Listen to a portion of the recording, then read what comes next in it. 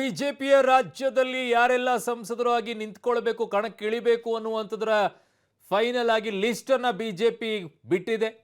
20 ಕ್ಷೇತ್ರಗಳಿಗೆ ಈಗ ಬಿಡುಗಡೆಯನ್ನ ಮಾಡಿದೆ. ಸೊ ಇನ್ನು ಪ್ರಹ್ಲಾದ್ ಜೋಶಿ ಅವರು ಮಾತನಾಡಿದ್ದಾರೆ, ಕೇಂದ್ರ ಸಚಿವರು ಏನು ಮಾತನಾಡಿದ್ದಾರೆ ನೋಡೋಣ.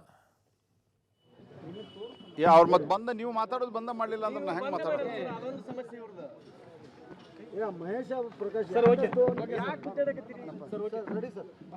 ಭಾರತೀಯ ಜನತಾ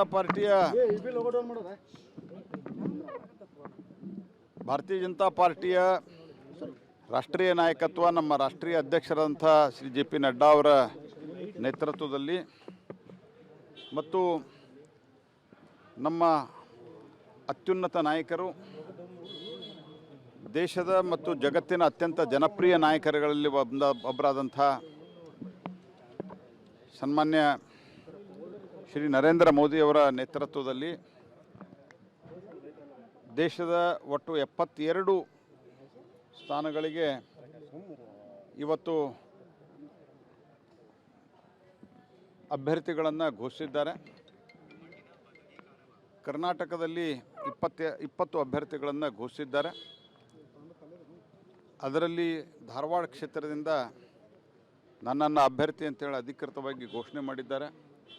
ನಾನು ಸನ್ಮಾನ್ಯ ಪ್ರಧಾನಮಂತ್ರಿಗಳಿಗೆ, ಸನ್ಮಾನ್ಯ ರಾಷ್ಟ್ರೀಯ ಅಧ್ಯಕ್ಷರಾದಂಥ ಜೆ ಪಿ ನಡ್ಡಾ ಅವರಿಗೆ ಮತ್ತು ಗೃಹ ಮಂತ್ರಿಗಳಾದಂಥ ಅಮಿತ್ ಶಾ ಅವರಿಗೆ ಮತ್ತು ರಾಜನಾಥ್ ಸಿಂಗ್ ಅವರಿಗೆ, ಸನ್ಮಾನ್ಯ ರಾಜನಾಥ್ ಸಿಂಗ್ ಅವರಿಗೆ ನಾನು ಕೃತಜ್ಞತೆಗಳನ್ನು ಅರ್ಪಿಸ್ತೇನೆ. ಮತ್ತು ಒಟ್ಟಾರೆ ದೇಶದಲ್ಲಿ NDA 400ಕ್ಕಿಂತ ಹೆಚ್ಚು ಸ್ಥಾನಗಳನ್ನು ಗಳಿಸಿ, ಭಾರತೀಯ ಜನತಾ ಪಾರ್ಟಿ 370ಕ್ಕಿಂತ ಹೆಚ್ಚು ಸ್ಥಾನಗಳನ್ನು ಗಳಿಸಿ ನಾವು 3ನೇ ಬಾರಿಗೆ ದಾಖಲೆ ವಿಜಯವನ್ನು ಸ್ಥಾಪಿಸಲಿದ್ದೇವೆ. ನಾನು ಇವತ್ತು ಘೋಷಿತವಾದಂಥ ಎಲ್ಲ ಅಭ್ಯರ್ಥಿಗಳಿಗೆ ನಾನು ಅಭಿನಂದನೆಯನ್ನು ತಿಳಿಸ್ತೇನೆ ಮತ್ತು ಆದಷ್ಟು ಬೇಗ ಮುಂದಿನ ಎಲ್ಲ ಅಭ್ಯರ್ಥಿಗಳನ್ನು ಆದಷ್ಟು ಬೇಗ ಶೀಘ್ರದಲ್ಲಿ ಫೈನಲೈಸ್ ಮಾಡ್ತೀನಿ. ಇಲ್ಲ, ಇದು ಸಾಮಾನ್ಯ ಪ್ರಕ್ರಿಯೆ ಭಾರತೀಯ ಜನತಾ ಪಾರ್ಟಿಯಲ್ಲಿ. ಅಲ್ಲಿನ ವಸ್ತುಸ್ಥಿತಿ, ರಾಜಕೀಯ ಅನಿವಾರ್ಯತೆ, ಗೆಲುವಿನ ಖಚಿತತೆ ಅಂದರೆ ವಿನೇಬಿಲಿಟಿ, ಇವೆಲ್ಲನ ನೋಡಿ ನಮ್ಮ ರಾಷ್ಟ್ರೀಯ ನಾಯಕರು ಮಾಡಿದ್ದಾರೆ. ಅಲ್ಲ, ಅವರಿಗೆ ಪಾರ್ಟಿ ಒಂದಿಲ್ಲ ಒಂದು ಅವರು 4.5 ವರ್ಷಗಳ ಕಾಲ ಅಧ್ಯಕ್ಷರಾಗಿದ್ದವರು. ಪಾರ್ಟಿ ಅವ್ರ ಬಗ್ಗೆನೂ ನಮ್ಮ ರಾಷ್ಟ್ರೀಯ ನಾಯಕತ್ವ ಹಾಗೆ ಯಾರನ್ನೂ ಕೈ ಬಿಡುವುದಲ್ಲ. ಎಲ್ಲ ವ್ಯಕ್ತಿಗಳು ನಮಗೆ ಬೇಕಾಗ್ತಾರೆ. ಅದರಲ್ಲಿ ಅವರು ಭಾಳ ಚೆನ್ನಾಗಿ ರಾಜ್ಯ ಅಧ್ಯಕ್ಷರಾಗಿ ಕೆಲಸ ಮಾಡಿದ್ದಾರೆ.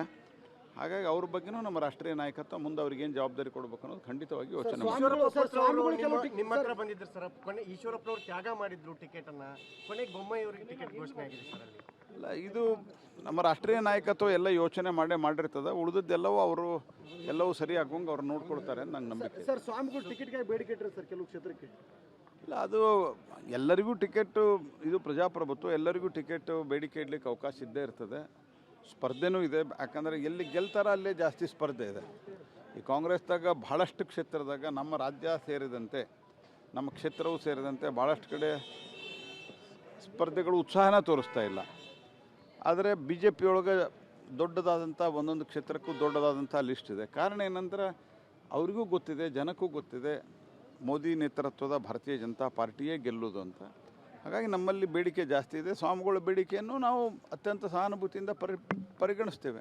ಸರ್, ಯದುವೀರವ್ರನ್ನ ಮನವೊಲಿಸಿದ್ದು ಹೇಗೆ ಸರ್? ಪ್ರತಾಪ್ ಸಿಂಹ ಅಂತವ್ರಿಗೆ ಟಿಕೆಟ್ ತಪ್ಪಿದೆ ಸರ್. ಇಲ್ಲ, ಯದುವೀರವ್ರನ್ನ ಮನವೊಲಿಸಿದ್ದು ಹೇಗೆ ಸರ್ ಹೈಕಮಾಂಡ್?